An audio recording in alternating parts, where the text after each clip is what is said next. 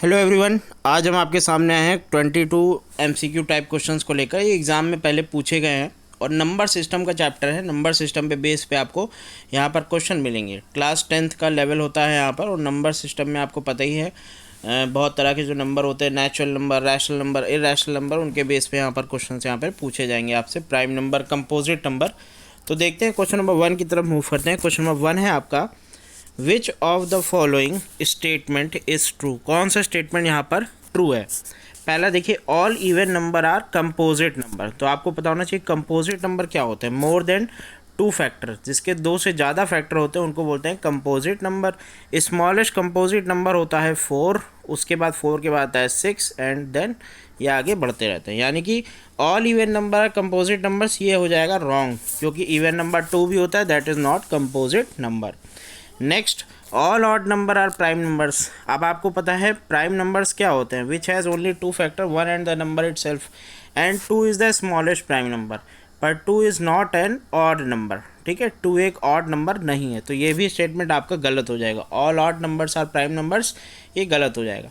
Next, there are infinitely many prime numbers. बिल्कुल सही है, इन्फाइनेटली मैनी प्राइम नंबर्स होते हैं। तो सी ऑप्शन आपका क्या हो जाएगा, सही हो जाएगा। So 2, 3, 5, 7, 11 and so on. So there are infinitely many prime numbers. So C option आपका क्या होगा, करेक्ट होगा। नेक्स्ट आते हैं क्वेश्चन नंबर 2 की तरफ। क्वेश्चन नंबर 2 देखते हैं क्या है।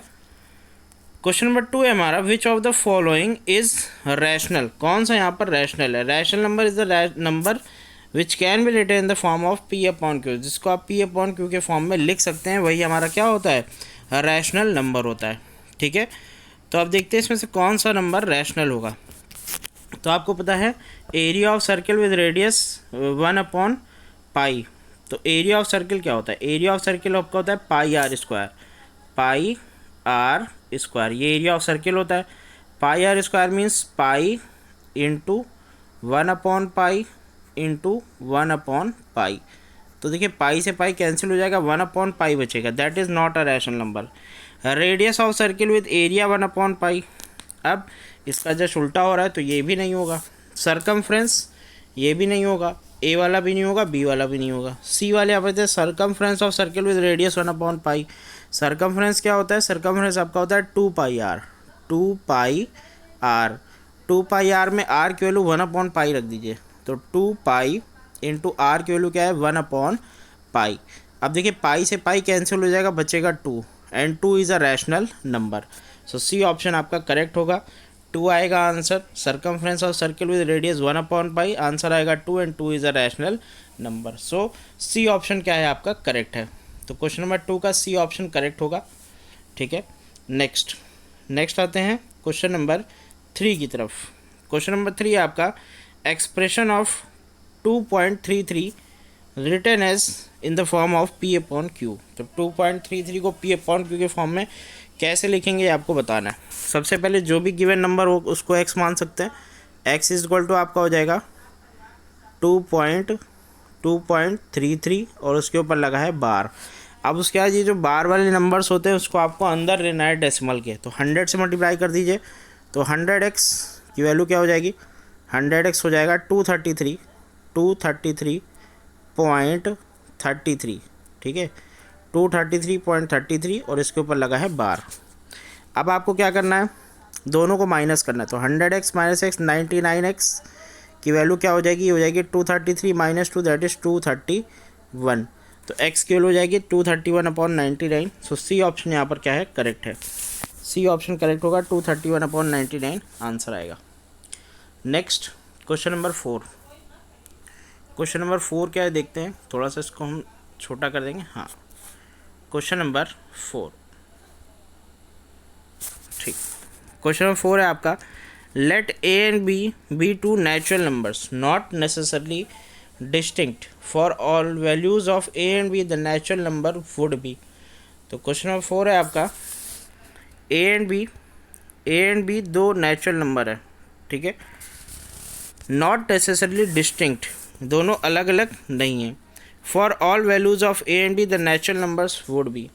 तो देखिए नेचुरल नंबर चाहिए, ए और बी नेचुरल हो, तो क्या होना चाहिए, ए प्लस बी होना चाहिए, यही आपका आंसर होगा।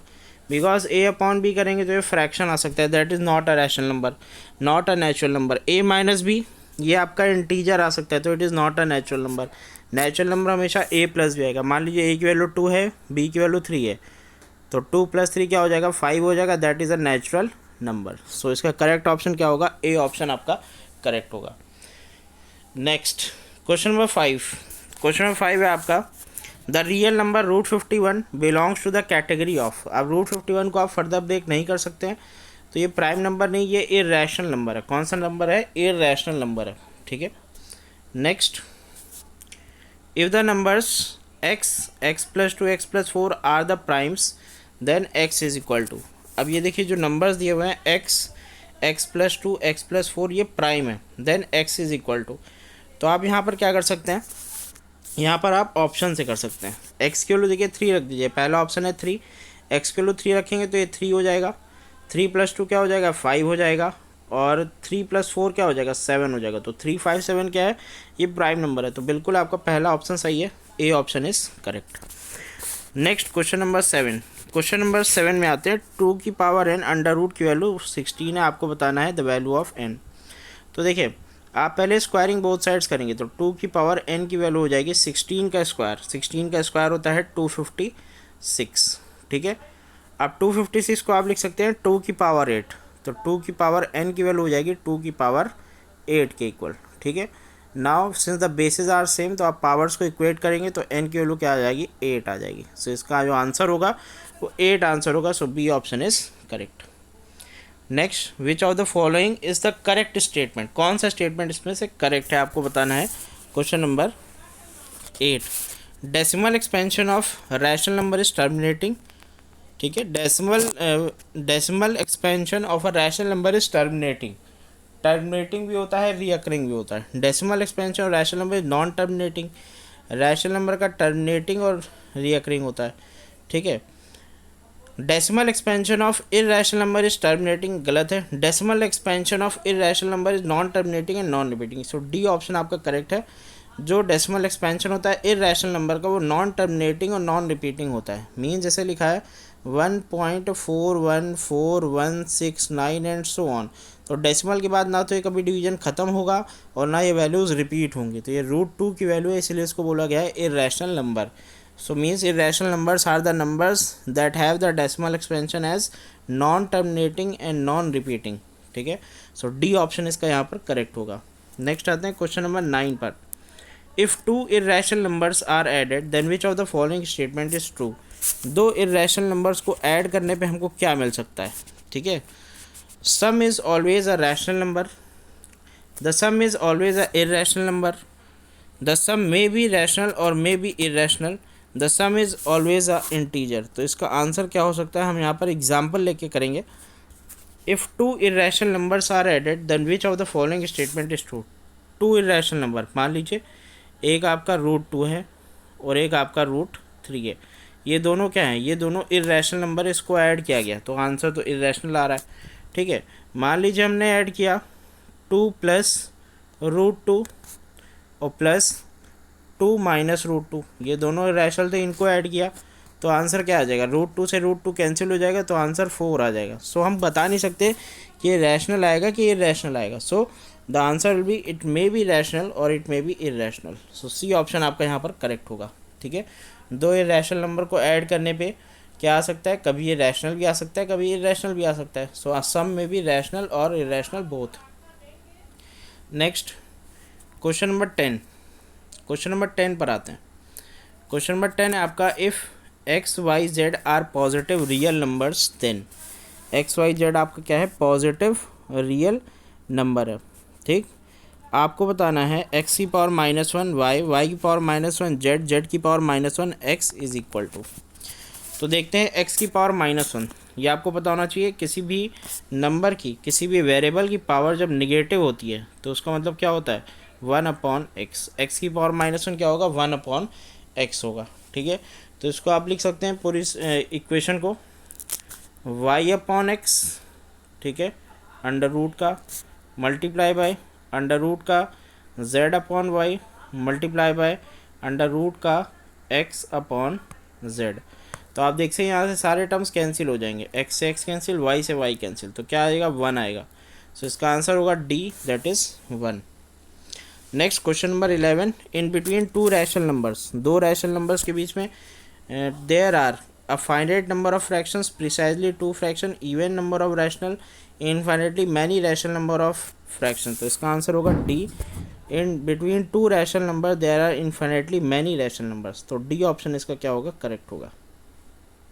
Next, if A is a even positive integer, ठीक है, if A is a even positive integer and B is an odd positive integer, then which of the following statement is true. A आपका even है और B आपका क्या है, odd है, ठीक।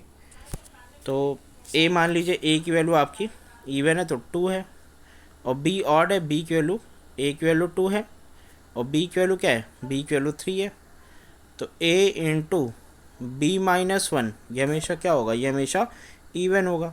सो ये आंसर आपका जहाँ भी हो करेक्ट है, A into B minus 1 is even. So A option आपका क्या है, करेक्ट है। नेक्स्ट क्वेश्चन नंबर 13 पे आते हैं, ठीक है। The set of positive powers of 2 is closed under multiplication. The set of positive powers are true of 2 is closed under multiplication. ये स्टेटमेंट है, कौन सा सही होगा। The set 1 0 minus 1 is closed under multiplication. तो देखते हैं, क्लोज नहीं होगा, बिल्कुल माइनस में आ जाएगा। इज क्लोज्ड अंडर एडिशन, हाँ ये सही होगा, हमारा डी ऑप्शन सही होगा।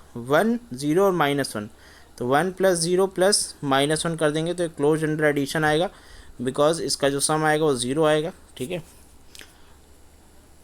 तो देखते हैं यहाँ पे क्या थे, यहाँ पर होगा इसका जो आंसर होगा, इसमें होगा only all first second third are true, only third is true, all are true and C all are false. तो क्वेश्चन नंबर 13 है हमारा, तो इसका आंसर होगा हमारे हिसाब से ए, यानी कि first second third all are true, ठीक है। ये भी ट्रू है, ये भी ट्रू है और ये भी ट्रू है, तीनों हमारे क्या हैं, ट्रू है,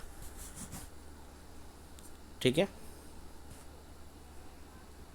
फर्स्ट सेकेंड थर्ड ये ट्रू होगा, ठीक, क्योंकि ये नॉट, ये सॉरी ये नॉट क्लोज होगा। 1 0 -1 ये नॉट क्लोज होगा, तो ये आपका फॉल्स होगा, बाकी सब आपका ट्रू होगा, ठीक है। सो इसका आंसर होगा ए, ए ऑप्शन इसका करेक्ट होगा। नेक्स्ट आते हैं क्वेश्चन नंबर 14 में। अ prime number greater than 11 with never and with, prime number greater than 11, prime number greater than 11, तो प्राइम नंबर ग्रेटर देन 11 क्या है, 13 है मान लीजिए, ठीक है, 13 हो गया। और उसके बाद आप ये देखिए एंड किस पे नहीं होगा, एंड कभी नहीं होगा, 5 पर एंड नहीं होगा, क्योंकि मान लीजिए 15 आता है, ठीक है, क्या आता है यहाँ पे 15 आता है, तो 15 क्या है, 15 एक नंबर है जो कि प्राइम नहीं है, तो नेवर एंड विद यहाँ पे 5 होगा, ठीक है।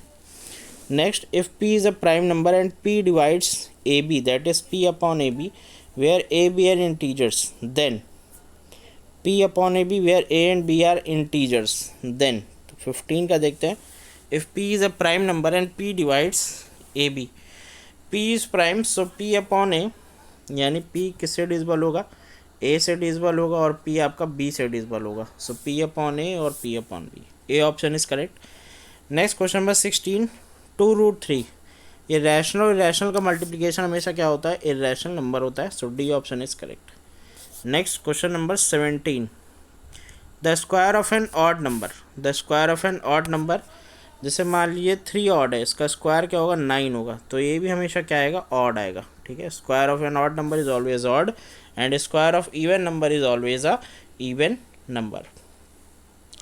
If r is a non-zero rational number, then x is an irrational number. Then the product of rx is an irrational number. जैसे हमने 2 और √3 को माना, 2r है, √3x है, तो हमेशा क्या आएगा, प्रोडक्ट क्या आएगा, प्रोडक्ट आपका हमेशा इरेशनल नंबर आएगा, ठीक है, irrational number.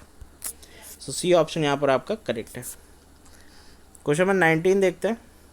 If n is a natural number then √n, n एक नेचुरल नंबर है, मान लीजिए n की वैल्यू 4 है, तो √n निकालेंगे तो ये 2 आ जाएगा। मान लीजिए n की वैल्यू 3 है, तो √n निकालेंगे तो √3 आ जाएगा।